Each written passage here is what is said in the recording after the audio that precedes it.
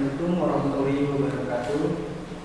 Nah, di sini saya akan menyampaikan materi ketiga tentang sekolah ramah anak.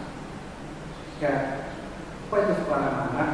Ya, yang pertama adalah ramah anak itu adalah suatu pendidikan formal dan non formal dan proses yang aman, terus tetap bersih dan sehat dan budaya lingkungan hidup, maupun menjamin, memenuhi, menghargai hak dan perlindungan anak. Ya, jadi sekolah ramah anak itu intinya tidak ada kekerasan lagi di sekolah maupun di lingkungan sekolah.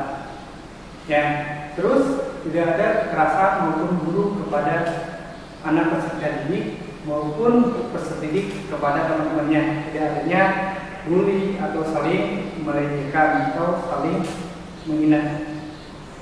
Terus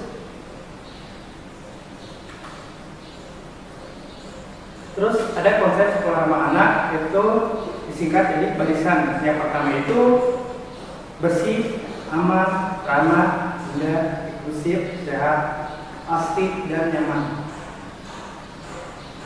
Ya, terus di sini saya akan bacakan arahan kebijakan dan strategi pengembangan implementasi sekolah ramah anak. Ya, di situ harus adanya kondisi sekolah. Ya, kondisi sekolah itu berarti harus nyaman, tertib, bersih, pokoknya tidak ada kata sekolah yang tidak layak. Nah, terus kondisinya sekolah saat itu dapat dimaknai sebagai suatu sekolah yang kurang fasilitasi. Berarti di situ sekolah itu harus bisa menyediakan fasilitas yang sangat nyaman untuk sebuah pembelajaran atau sebuah komunikasi anak di pertukaran atau peserta didik.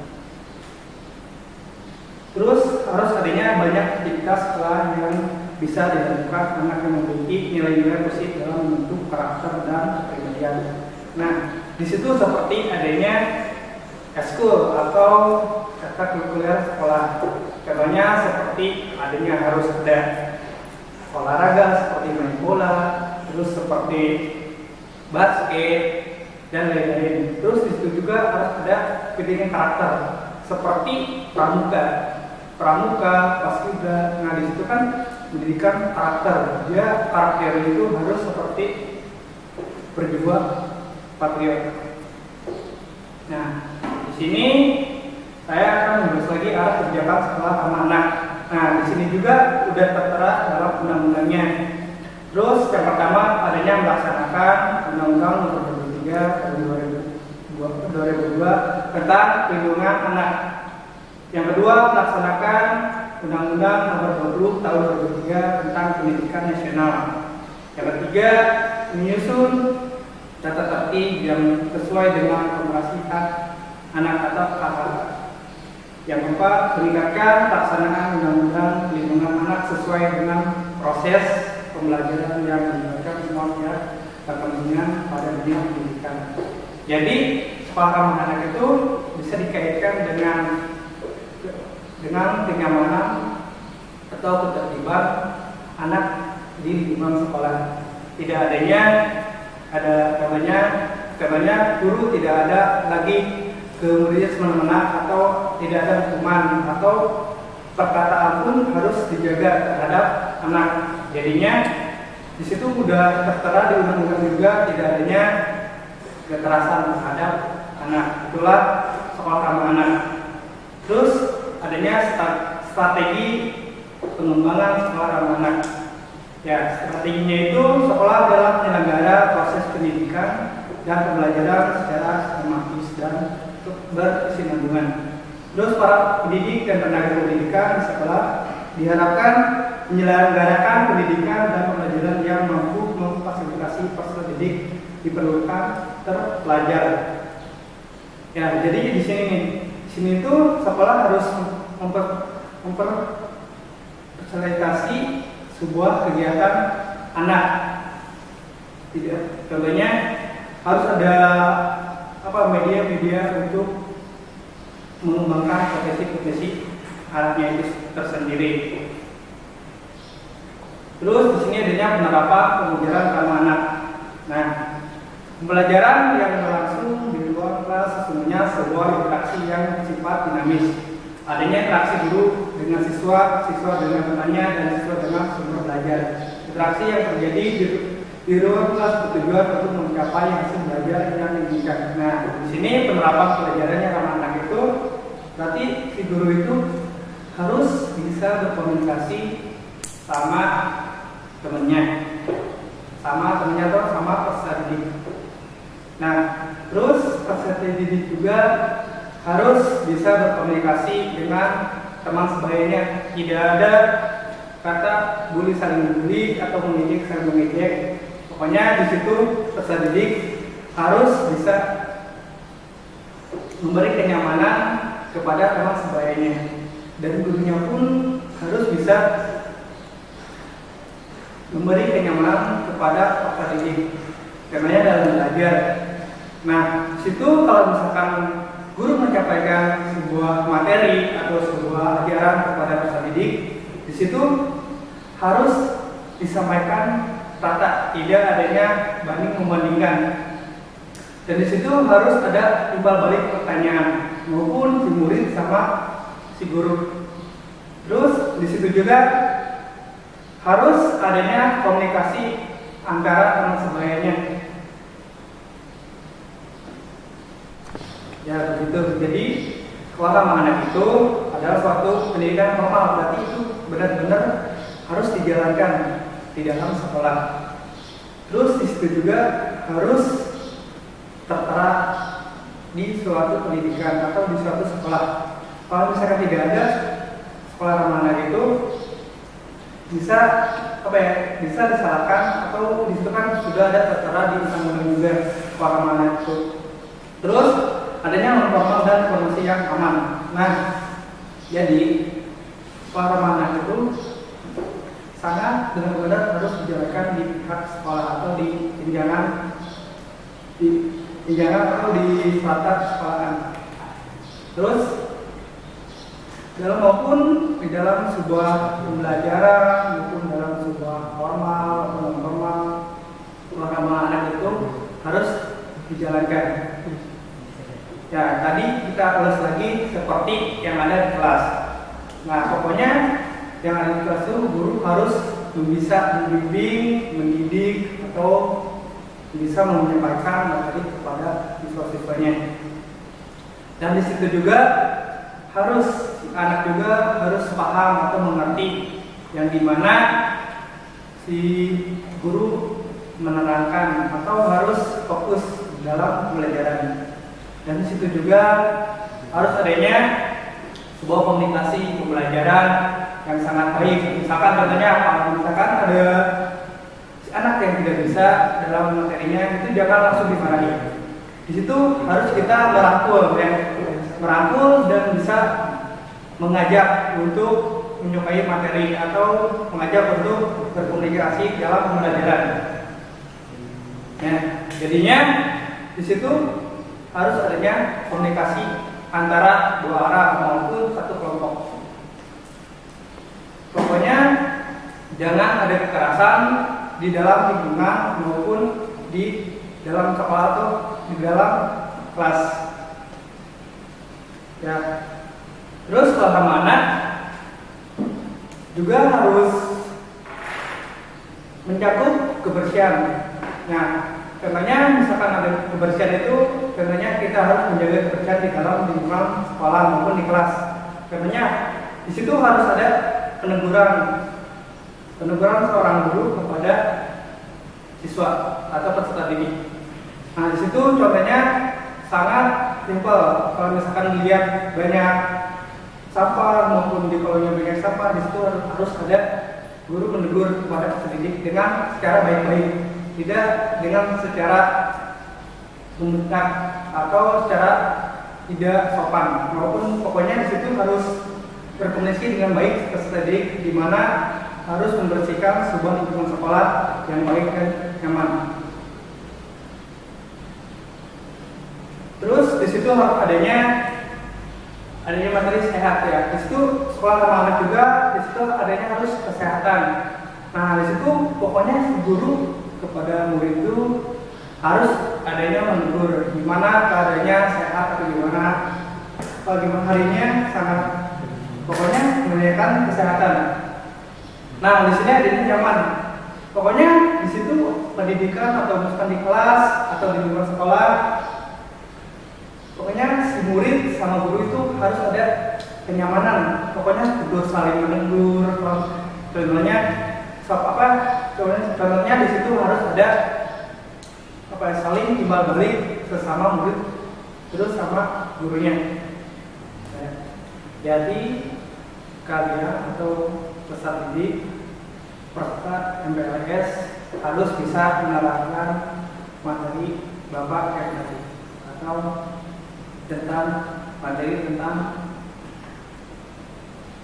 pola ramah anak, dan dimana itu harus diamalkan kepada kalian atau peserta MPLS. Pokoknya kalian harus mengembangkan, harus bisa menjadi ilmu atau menjadi sebuah pengetahuan buat pelajaran buat kalian dan memasuki jenjang sekolah baru atau jenjang SMA. Nah, sebelumnya kalian mungkin di SMP-nya belum tahu adanya tentang pola ramah anak. Nah, disinilah kita harus bisa menambahkan, dan di sini sudah tahu materi yang saya kasihkan dalam MPLS, dan di sini itulah implementasi sekolah ramah anak. Di situ juga harus bisa melihat menambahkan sesama sesenjang atau sama peserta didiknya atau teman-temannya. Jadi sekolah ramah anak itu semua harus mempunyai sifat yang baik sesama peserta didik. Pokoknya harus bisa merangkul teman-temannya, merangkul teman sebayanya, harus sopan sama kakak kelasnya, sopan sesama guru. Ya, kalian juga harus bisa menghargai pegawai tata usaha atau pegawai kebersihan di lingkungan sekolah SMA 1 Virtual. Nah, situ sekolah ramah anak. Jadi pokoknya itu harus semua harus menjadi sopan santun. Maupun sekolah ramah anak itu harus sesuai dengan sifat. Ya, jadi intinya sekolah ramah anak itu harus mempunyai adanya keindahan. Keindahan itu pokoknya keindahan sapa saling sapa, pokoknya keindahan adanya ada saling dibagi sama strategi untuk mengobrol dirinya. Terus di situ adanya aman atau ramah. Aman itu pokoknya dikasih kenyamanan pendidik di sekolah. Harus adanya keramahan. Keramahan itu contohnya seperti ini. Misalkan kalau misalkan ada peserta didik lewat maupun pendidik lewat dari guru itu artinya adanya saling sapa, disitulah adanya ramah. Terus disitu adanya aman. Kenyamanan itu pokoknya peserta didik harus dikasih aman. Aman itu tidak adanya rasa takut kepada guru. Biasanya sebelumnya mungkin di SMP-nya itu ada yang ditakuti guru killer atau guru yang ditakuti di dalam kelas. Pokoknya di situ harus kondusif, tidak ada guru atau tidak ada murid takut kepada guru. Pokoknya di situ adanya harus ada kenyamanan atau adanya harus kenyamanan. Supaya peserta didik itu nyaman di pola pikirnya, terus nyaman dalam belajarnya. Pokoknya tidak adanya rasa takut atau tegang menghadapi guru yang killer. Di situ guru juga harus bisa menyampaikan materi. Perkenalkan saja tadi ngomong materi terus ya. Ya dari tadi saya juga belum kenalkan diri ya. Ya perkenalkan, nama saya teman Bapak Abdul Syafruddin dan Bapak di sini mengajar pendidikan sejarah yang story.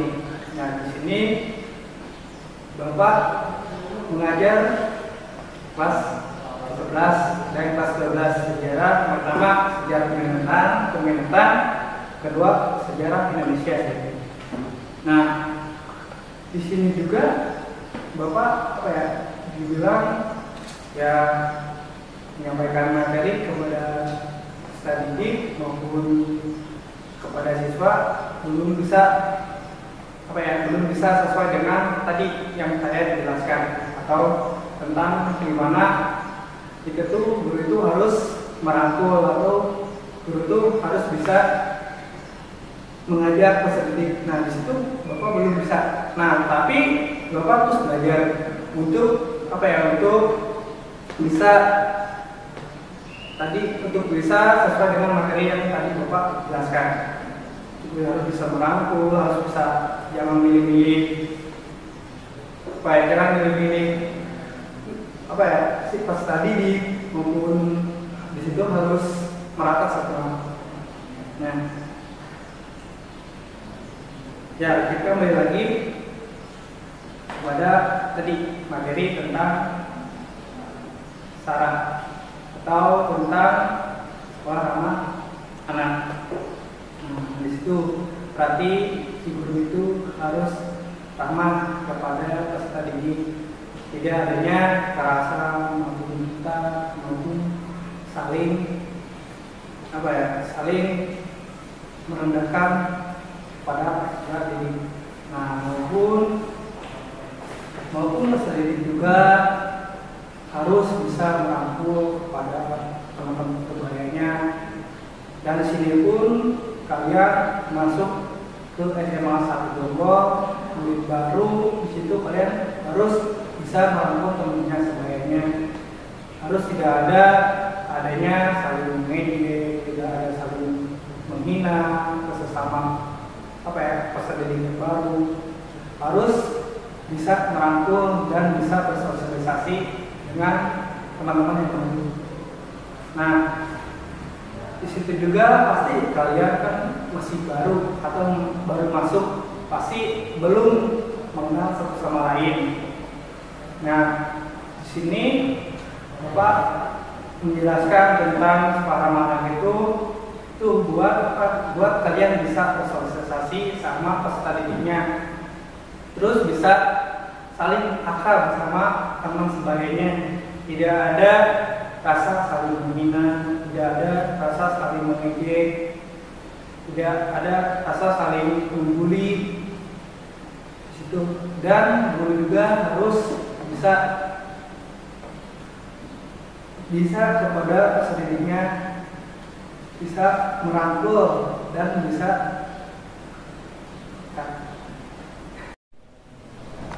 ya. Jadi si guru atau guru yang baik itu harus bisa meredam kemarahannya kepada si murid. Pokoknya adanya materi sekolah ramah anak itu tidak adanya kekejaman di dalam lingkungan maupun di kelas maupun di luar lingkungan.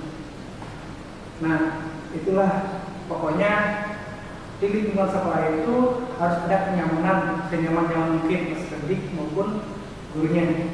Pokoknya tidak ada rasa malas ketemu guru itu, pokoknya malas ketemu dengan teman-temannya, tidak ada. Pokoknya di situ harus ada kenyamanan. Terus adanya kesehatan. Ya. Terus itu baik lagi, tadi udah dibahas kesehatan. Di situ pokoknya kesehatan itu harus sekolah itu memfasilitasi seperti lapangan bulu tangkis maupun lapangan bola voli maupun lapangan bola futsal. Nah, pokoknya di situ harus ada